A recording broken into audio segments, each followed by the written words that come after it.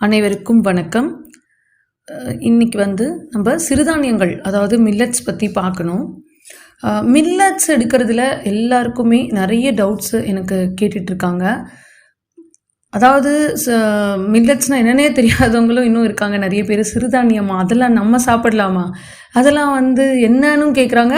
Plus நம்ம சாப்பிடலாமா, இதெல்லாம் பறவைகளுக்கு தானே போடணும் அப்படின்னு கேட்குறாங்க. ஸோ இது பார்த்திங்கன்னா, நம்ம நார்மலாக சாப்பிட்ற அரிசி அதுக்கு பதிலாக யூஸ் பண்ணக்கூடியது சிறுதானியங்கள். எதனால் முதல்ல அப்படின்னா, அரிசி நமக்கு திரும்ப திரும்ப திரும்ப நம்ம அரிசியே சாப்பிட்டுட்டு இருக்கும் பொழுது நிச்சயமாக இப்போ வர அரிசிகள் நான் ஏற்கனவே சொல்லியிருக்கேன் எப்படி இருக்குன்னு எல்லாருக்கும் தெரியும். நம்ம குறைகளை பற்றி பேச வேண்டாம். ஸோ நிறைகளை பற்றி பேசுவோம். அரிசி உணவுக்கு பதிலாக இந்த ஈஸியாக டைஜஷன் ஆகக்கூடிய சிறுதானியங்களை நம்ம எடுக்க பழகணும். எவ்வளவோ நோய்களை இந்த சிறுதானியங்கள் அதாவது மில்லட்ஸ் அப்படின்னு சொல்லக்கூடிய இந்த விஷயம் தீர்த்துக்கிட்டு இருக்கு. முக்கியமாக ரொம்ப ரொம்ப ரொம்ப இம்பார்ட்டண்ட்டாக இன்றைக்கி இருக்கிற இந்த டயாபெட்டிஸ், சர்க்கரை நோய், இதுக்கு ரொம்பவே ஹெல்ப்ஃபுல்லாக இருக்கிறது பார்த்திங்கன்னா சிறுதானியங்கள். ஸோ இன்றைக்கி அதில் மாற்று கருத்தே கிடையாது. எல்லாருமே இது சொல்கிறத விட இந்த சிறுதானியங்களை யூஸ் பண்ணிங்கன்னா உங்களுக்கு தெரியும் அதோட ரிசல்ட் எப்படின்னு. நிறைய யூடியூப்ஸ்லேயும் நிறைய ரெசிபீஸ்லேயும் பார்த்தீங்க அப்படின்னா, டிவியில் கூட நிறைய விஷயங்கள் சொல்லி கொடுக்குறாங்க. சமையல் ப்ரோக்ராமில் பார்த்தீங்கன்னா, அதாவது இந்த சிறுதானியத்தை என்ன மாதிரியெல்லாம் சாப்பிடலாம் சொல்லி கொடுக்குறாங்க. எப்படின்னா, தோசையாக செய்கிறாங்க, இட்லியாக செய்கிறாங்க, ஸ்வீட்டாக செய்கிறாங்க, உருண்டையாக செய்கிறாங்க. இதெல்லாமே சாப்பிடலாம், தவறே கிடையாது. ஆனால் நம்ம சத்து, அதாவது ஒரு உணவாக எடுக்கணும், அந்த உணவே மருந்தாக எடுக்கணும் அப்படின்னா சிறுதானியங்களில் எப்படி சாப்பிடணுன்ற ஒரு முறை இருக்குதுங்க. அதுதான் இன்றைக்கி யாருமே நம்ம செய்கிறதில்ல.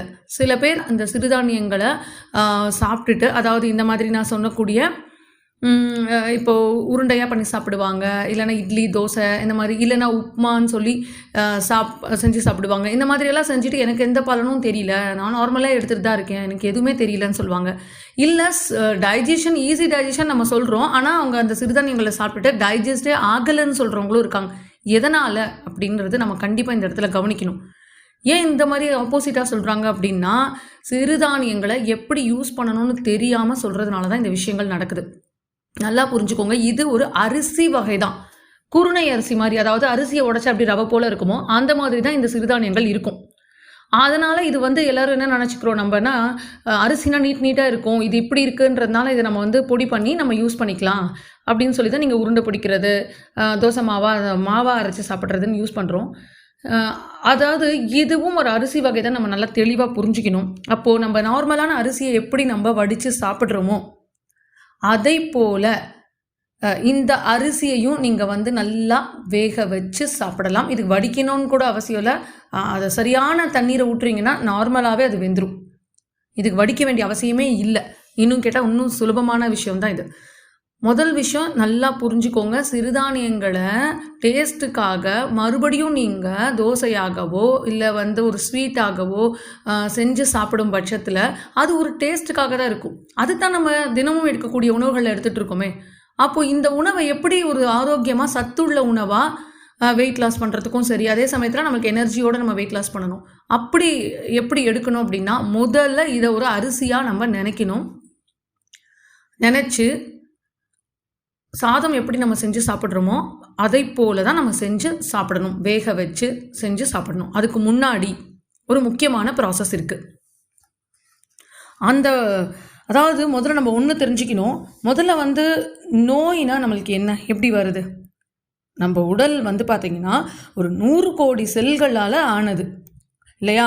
அப்போது அதில் பார்த்திங்கன்னா நிறைய உறுப்புகள் நம்ம உடம்புல இருக்குது. அந்த எல்லா உறுப்புகளிலும் நம்மளுக்கு ரொம்ப ஒரு டவுன் ஆகி அப்படியே அந்த உறுப்புகள் சரியாக வேலை செய்யலை அப்படிங்கிறத சொல்கிறதுக்காகத்தான் அந்த நோயே வருது நமக்கு. அப்போது அந்த உள்ளுறுப்புகளை நல்லா வேலை செய்ய வச்சுடுத்தோம் அப்படின்னா அந்த நோய் வராது இல்லையா? அதற்கு என்ன தேவை அப்படின்னா, அதாவது நுண்ணூட்டங்கள்னு சொல்லுவாங்க, அவசியமாக இது தேவைப்படும். அந்த நம்ம சொல்கிறோம் இல்லையா, ப்ரோபயாட்டிக்ஸ்ன்ற விஷயம் கண்டிப்பாக ஜீரணத்திற்கு தேவைப்படக்கூடியதாக இருக்குது. அப்போது இதுக்கு நம்ம என்னங்க பண்ணுறது அப்படின்னா, நம்ம இதுக்கு எங்கேயுமே போய் தேடி தனியாக ஒரு ஸ்பெஷலாக கண்டுபிடிக்க வேண்டிய அவசியம் இல்லை. இது எல்லாமே நம்மக்கிட்டேயே இருக்குது, நம்ம சமையல் அறையிலே இருக்குது. ஆனால் அந்த உணவில் நம்ம கொஞ்சம் கவனம் செலுத்துறதில்ல, அவ்வளோதான். என்ன பண்ணலாம் அப்படின்னா, சிறுதானியங்களை நீங்கள் இதுக்கு தேடி டிசைட் பண்ணி எடுத்துக்கலாம்.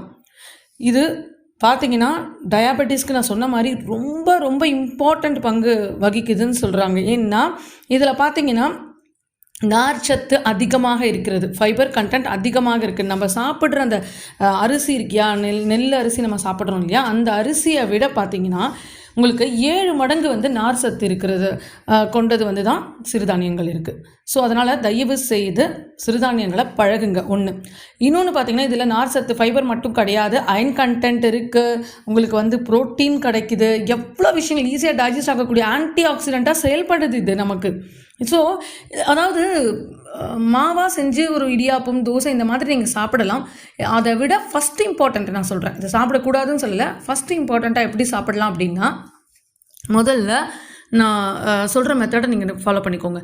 சிறுதானியங்கள் என்னவாக இருக்கட்டும், அது சாமை, குதிரைவாலி, வரகு, திணை எதுவாக இருக்கட்டும், நீங்கள் என்ன பண்ணுங்கள், வாங்கிட்டு வாஷ் பண்ணி சமைக்கிறதுக்கு ஒரு 1 ஹவராவது முன்னாடி நல்லா அரிசியை ஊற போடணும்.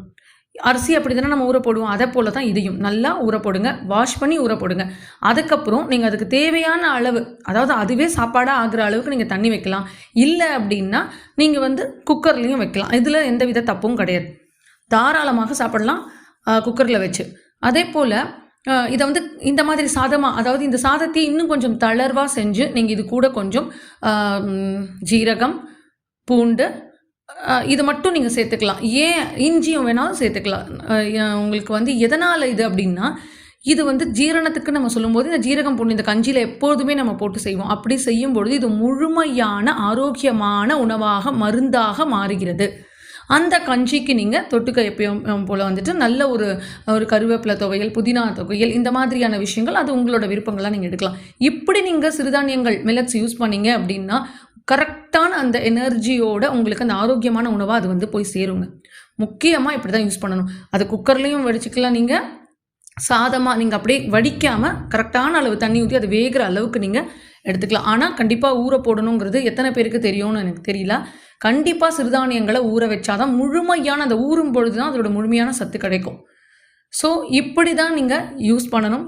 இதை நீங்கள் இதில் பார்த்தீங்கன்னா சில பேர் காலையில் எடுக்கலாமா, நைட் எடுக்கலாமா, அது உங்களோட சௌகரியத்தை பொறுத்து இருக்குது. எப்படி வேணாலும் எடுக்கலாம். ஆனால் இந்த மாதிரி ஊற வச்சு எடுத்திங்கன்னா டைஜஷனில் ப்ராப்ளமே வராது. டயாபெட்டிஸ்க்கு ரொம்ப ரொம்ப ரொம்ப ரொம்ப ரொம்ப நல்லது. ஃபஸ்ட்டு முதன்மை அப்படின்னு கேட்டால் சிறுதானியங்கள் தான். நான் இந்த சிறுதானியங்களோட டயட்டை சொல்லி எத்தனையோ பேர் இங்கே நீரிழிவு குணமாகியிருக்காங்க, டயட் மட்டுமே எடுத்து. ஸோ நம்மளோட உணவு ரொம்ப ரொம்ப இம்பார்ட்டண்ட்டுங்க. உணவே மருந்துன்னு ஏன் சொன்னோன்னா, உணவை மருந்தாக நமக்கு எடுக்க தெரியணும். உணவு மூலியமாகவே நீங்கள் பார்த்தீங்கன்னா 60% நோய்கள் குணமாகிறது. மிச்சம் இருக்கிற 40% தான் நம்ம உடற்பயிற்சிகளும் மற்ற விஷயங்கள் எல்லாமே. ஸோ உணவை முதல்ல மாற்றுங்க. சிறுதானியங்களை எப்படி எடுக்கணுன்ற கிளாரிட்டி நான் உங்களுக்கு இதில் கொடுத்துருக்கேன். இந்த மாதிரியான ஒரு வகை வகையாக தின்பண்டங்களாக செஞ்சு சாப்பிட்றத காட்டிலும், ஏன்னா நம்ம அதுதான் வேறு நம்ம நார்மல் உணவுகளை அதை எடுத்துக்கிறோம். ஸோ அதனால் இப்படி கஞ்சியாகவும் சாதமாகவும் வடித்து நீங்கள் சாப்பிட்டு பாருங்கள். அதே போல் சாதத்தை தனியாக வடித்து நீங்கள் குழம்பு, ரசம் இது மாதிரி என்ன செஞ்சாலும் நீங்கள் அந்த சிறுதானியம் அந்த சாப்பாட்டுக்குள்ள நீங்கள் போட்டு சாப்பிட்டுக்கலாம், தவறே கிடையாது. சாதாரண அரிசிக்கு பதிலாக இந்த சிறுதானிய அரிசியாக நீங்கள் யூஸ் பண்ணிக்கலாம். இதையே தளர்வாக கஞ்சியாக குடிக்கலாம். அதில் ரசம், குழம்பு, தயிர் என்ன வேணாலும் நீங்கள் சாப்பிட்லாம். அதே போல் சிறுதானியம் மட்டும் இல்லை, ஜீரக சம்பா ரொம்ப ரொம்ப அருமையாக இருக்கும், மாப்பிள்ளை சம்பா ரொம்ப ரொம்ப அருமையாக இருக்கும். இந்த மாதிரி அரிசிகளை நீங்கள் போய் ஆர்கானிக் ஷாப்பில் கேட்டு வாங்கி இதே போல் வடித்து இதே போல் கஞ்சியாக செஞ்சு சாப்பிட்டு பாருங்கள். நான் ஏற்கனவே சொல்லியிருக்கேன், கருப்பு கவுனி அரிசி, சிகப்பு அரிசி இது எல்லாமே இருக்குது, சாப்பிட்டு பாருங்கள். இந்த சிறுதானியங்களில் நான் முடிஞ்சதுன்னா எனக்கு அடுத்த பதிவில் நான் உங்களுக்கு ஒவ்வொரு சிறுதானியங்கள் இருக்கிற சத்தும் அது எதுக்கு யூஸ் ஆகுதுன்றதையும் நான் கொடுக்க பார்க்குறேன். மீண்டும் ஒரு நல்ல பதிவுடன் உங்களை சந்திக்கிறேன். நன்றி, வணக்கம்.